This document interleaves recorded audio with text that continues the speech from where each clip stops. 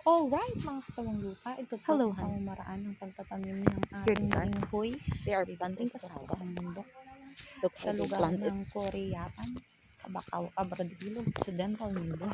just like Ito po that. ang ating pinagkakaabalahan pag tayo ay medyo Just naiinip like sa that. bariuhan. Tayo po ay nagtatawag And ng here's mga another tutubo pair of upang magtanim ipis. ng balinghoy. Sayang po yung lupa kasi walang They are tanim. couples.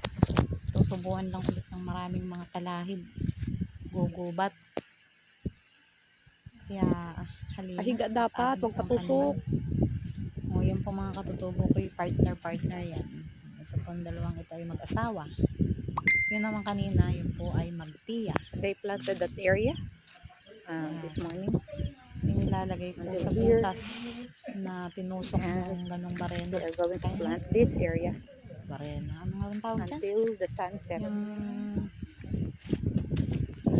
basta yan, pang tusok ng bibigat na yan. Here Nalimutan are ko the kung anong tawag seedlings. mga katawang lupa. So yun, inilalagay po sa bawat butas ang mga amlay. O doon po sa may tapat na yun, yun po ay And tapos that ng man cleaning taniman. May mga tusok na po this yung area lahat. to plant Tanim another na.